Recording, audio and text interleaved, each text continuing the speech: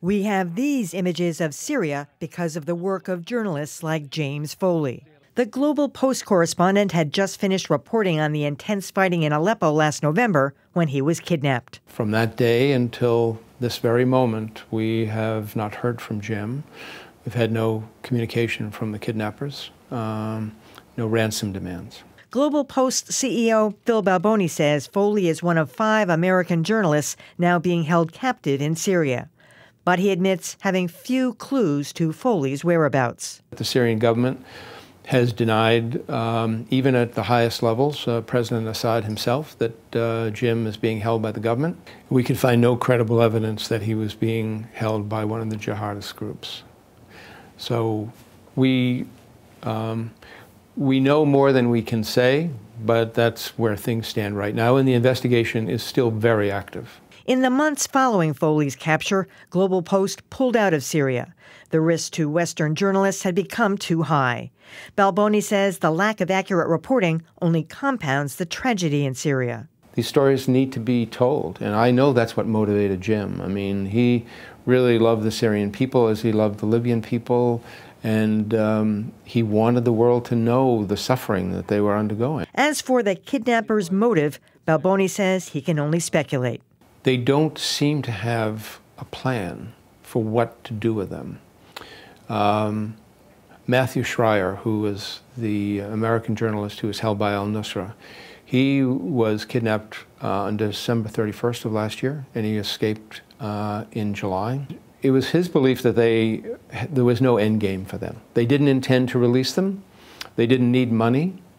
They liked having them. I mean, it was almost as if it was like a trophy. Still, Balboni is working under the assumption that Foley will come home. We're optimistic that we are going to bring Jim back safely, alive, and then we're going to keep him here for a while.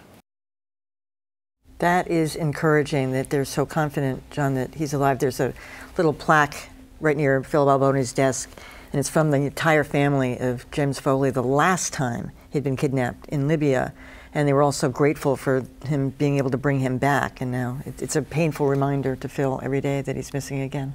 Well, kudos to him and the people at Global Post. I'm glad you keep bringing this up. Not that there's that much more to say about it, but this needs to be before the public eye. I feel terrible about the agony that the Foley family, who I think are within your broadcast area here, are going through, and hope that their nightmare ends soon.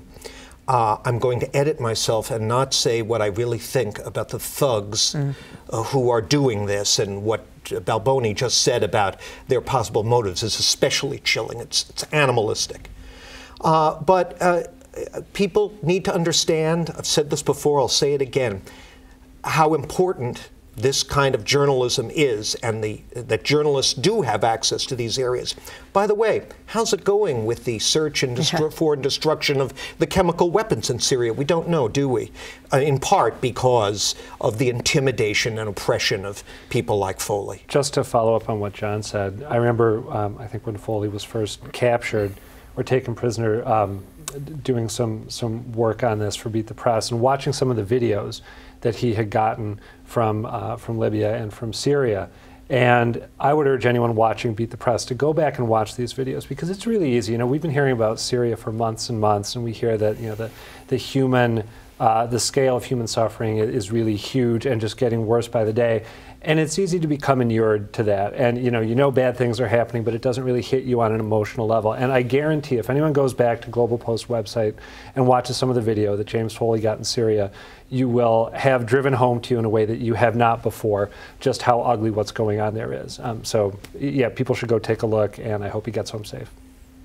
The only way, and the Committee to Protect Journalists is, said this long before I did, to keep someone possibly alive and is to keep their story out there. So it's important to have these discussions, and also to remind people what is the cost of getting the information, as you just so eloquently said, and bring it right home to what almost brought this country to a crisis just a few weeks ago, which is whether or not these people they have chemical weapons, but would they give them up?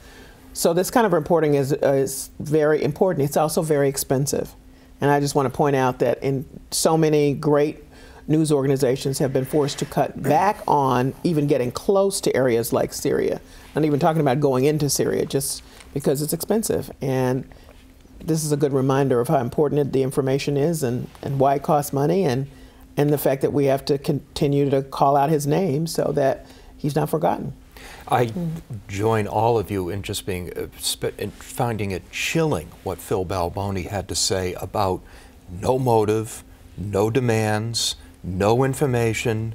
Just they've gone completely silent. We have no idea why they're holding James Foley, what they want. They apparently don't want anything. It's just absolutely horrifying.